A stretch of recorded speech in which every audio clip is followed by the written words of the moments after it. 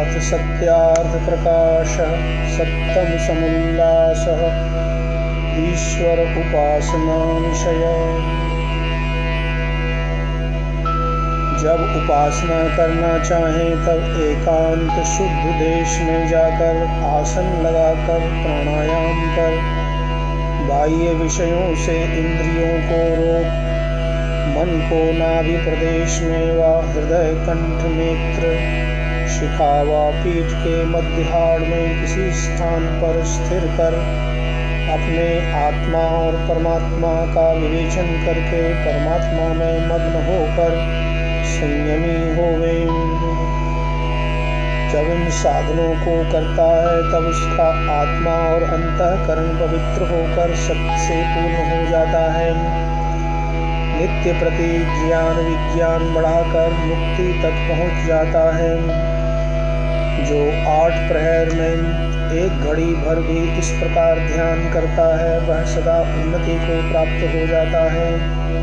वहाँ सर्वज्ञान गुणों के साथ परमेश्वर की उपासना करनी, सगुण और देश रूप रस गंध स्पर्श आदि गुणों से पृथक मानकर अति सूक्ष्म आत्मा के भीतर व्यापक परमात्मा परमेश्वर में दृढ़ स्थित हो जाना निर्गुण उपासना कहलाती है। ओम अपाणिपादो जवनो गृहीता पश्यत्य चक्षुषशृणोत्यकर्णः स वेत्ति विश्वं न च तस्यास्ति वेत्ता तमाहुरग्र्यं पुरुषं पुराणम्। उपनिषद का वचन है, परमेश्वर के हाथ नहीं परंतु अपनी शक्ति रूप हाथ से सबका रचन ग्रहण करता, पग नहीं परंतु व्यापक होने से सबसे अधिक वेगवान, चक्षु का गोलक नहीं परंतु सबको यथावत देखता, श्रोत्र नहीं तथापि सबकी बातें सुनता, अंतःकरण नहीं परंतु सब जगत को जानता है और उसको अवधि सहित जानने वाला कोई भी नहीं। उसी को सनातन सबसे श्रेष्ठ सब में पूर्ण होने से पुरुष कहते हैं। वह इंद्रियों और अंतःकरण के बिना अपने सब काम अपने सामर्थ्य से करता है।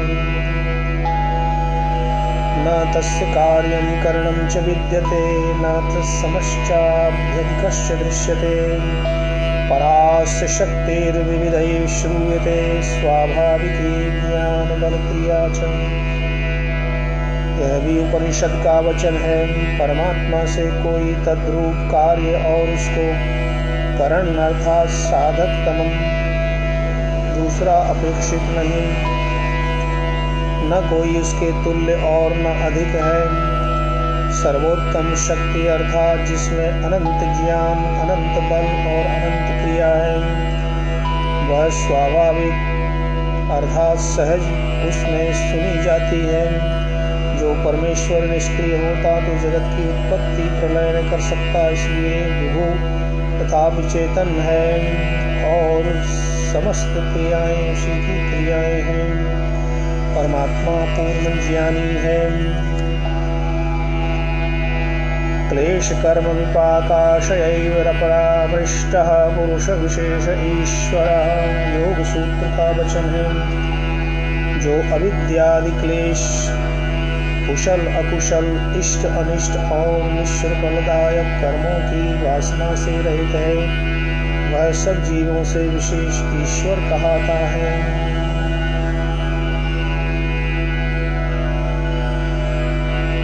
ईश्वर सिद्धे प्रमाणाभावान्न तत्सिद्धि संबंधाभावान्नानुमानम्। प्रत्यक्ष से ईश्वर की सिद्धि नहीं होती, क्योंकि जब उसकी सिद्धि में प्रत्यक्ष ही नहीं तो अनुमान आदि प्रमाण नहीं घट सकते। प्रधान शक्ति योगा चेत संगापत्ति सत्ता मात्रा चेतत् सर्वैश्वर्यं श्रुतिजपि प्रधान कार्यत्वस्य। सांख्य सूत्र के सूत्रानुसार यदि पुरुष को प्रधान शक्ति का योग हो तो पुरुष में संगापत्ति हो जाए, अर्थात जैसे प्रकृति सूक्ष्म से मिलकर कार्य रूप में संगत हुई है वैसे परमेश्वर भी स्थूल हो जाए। इसलिए परमेश्वर जगत का उपादान कारण नहीं किंतु निमित्त कारण है। जो चेतन से जगत की उत्पत्ति हो, तो जैसा परमेश्वर समग्र ऐश्वर्य युक्त है, वैसा संसार में भी सर्वैश्वर्य का योग होना चाहिए, सो नहीं है। इसलिए परमेश्वर जगत का उपादान कारण नहीं किंतु निमित्त कारण है। अजामेकां लोहित शुक्ल कृष्णां बह्वी प्रजा सुमना सुजामानां स्वरूपां। श्वेताश्वतर उपनिषद का वचन है कि जो जन्म रहित सत्व रजतमो गुण रूप प्रकृति है, वही स्वरूपाकार से बहुत प्रजा रूप हो जाती है। अर्थात प्रकृति परिणामिनी होने से अवस्थान्तर हो जाती है और पुरुष अपरिणामी होने से वह अवस्थान्तर होकर दूसरे रूप में कभी प्राप्त नहीं होता, सदा कूटस्थ निर्विकार रहता है। और प्रकृति सृष्टि में सविकार और प्रलय में निर्विकार रहती है।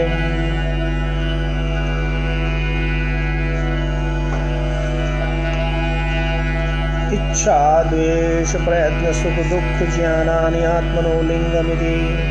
प्राणापान निमेषोन्मेष जीवन मनोगति इंद्रिय अंतर विकारा। सुख दुखे इच्छा द्वेषौ प्रयत्नश्चात्मनो लिंगानि। न्याय और वैशेषिक के ये सूत्र हैं।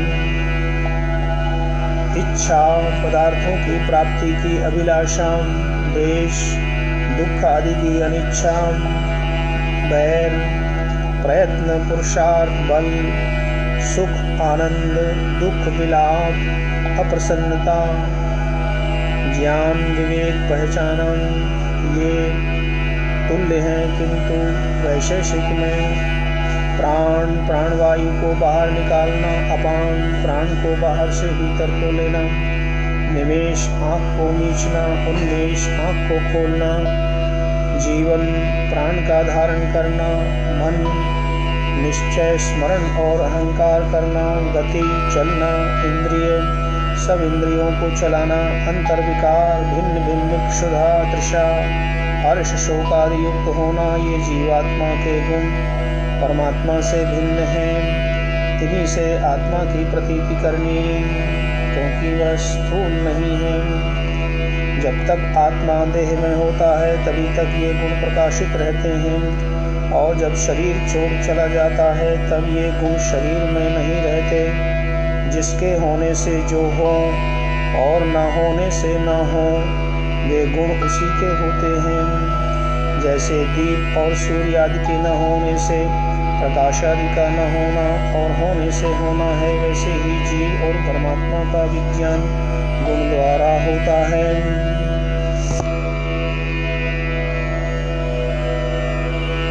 इस प्रकार ईश्वर तथा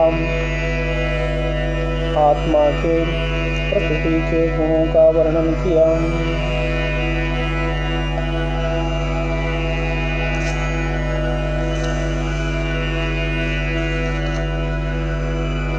यः आत्मनि तिष्ठन् आत्मनो अन्तरोऽयमात्मानमेव यस्य आत्मा शरीरम् आत्मनो अन्तरोऽयमैति स आत्मान्तर्यामी अमृतः।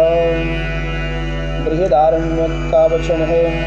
महर्षि याज्ञवल्क्य अपनी स्त्री मैत्रेयी से कहते हैं कि हे मैत्रेयी, जो परमेश्वर आत्मा अर्थात जीव में स्थित और जीवात्मा से भिन्न है, जिसको मूढ़ जीवात्मा नहीं जानता कि वह परमात्मा मेरे में व्यापक है, जिस परमेश्वर का जीवात्मा शरीर अर्थात जैसे शरीर में जीव रहता है, वैसे ही जीव में परमेश्वर व्यापक है।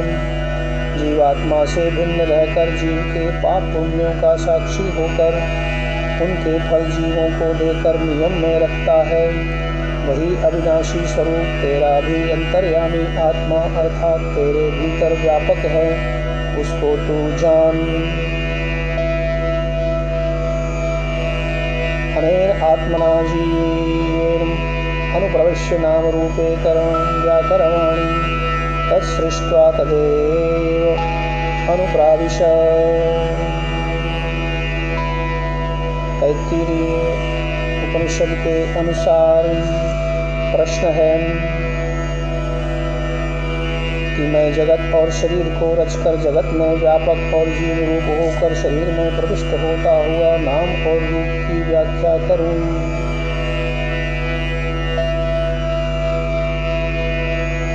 परमेश्वर शरीर में प्रविष्ट हुए जीवों के साथ अनुप्रविष्ट के समान होकर वेद द्वारा सब नाम रूप आदि की विद्या को प्रकट करता है और शरीर में जीव को प्रवेश करा आप जीव के भीतर अनुप्रविष्ट हो रहा है।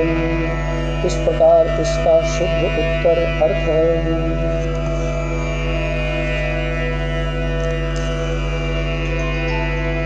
कार्योपाधिरयं जीव कारणोपाधिरीश्वरः कार्यकारणतां हित्वा पूर्णबोधो विशिष्यते।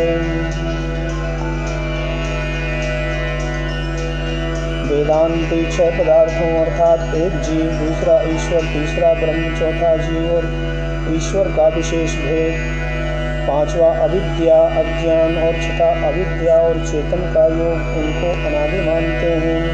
परंतु एक ब्रह्म अनादि अनंत और 5 अनादि शांत हैं, जैसा कि प्रागभाव होता है।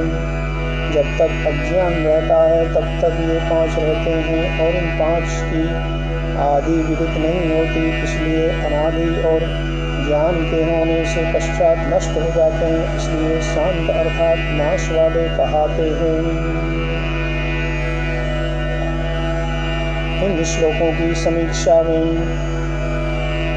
स्वामी जी कहते हैं कि योग, क्योंकि अविद्या के योग के बिना जीव और माया के योग के बिना ईश्वर तुम्हारे मत में सिद्ध नहीं हो सकता। इससे तच्चित्तोर योगम, चित्त तो जो छठा पदार्थ तुमने गिना है वह नहीं रहा, क्योंकि वह अविद्या माया जीव ईश्वर में चरितार्थ हो गया और ब्रह्म तथा माया और अविद्या के योग के बिना ईश्वर नहीं बनता। फिर ईश्वर को अविद्या और ब्रह्म से पृथक गिनना व्यर्थ है, इसलिए 2 ही पदार्थ अर्थात ब्रह्म और अविद्या तुम्हारे मत में सिद्ध हो सकते हैं, 6 नहीं। इस प्रकार प्रश्नोत्तर वाद विवाद और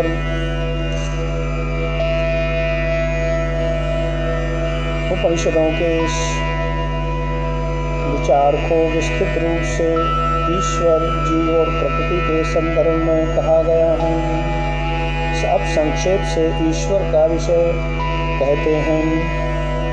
यस्मादृचोपात